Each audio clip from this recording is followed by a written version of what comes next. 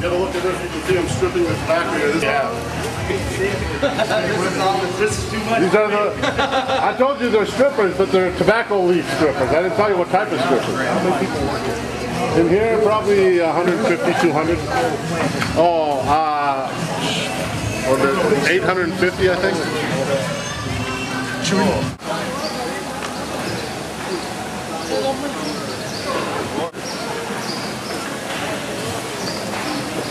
Yeah, we redo it here. The factory, the cigar is always rechecking, resorting, you know. And inside they have to make the wrapper, get it ready for raw cigar. They have this stripping, the wrapper is from Nicaragua, raw from Jalapa.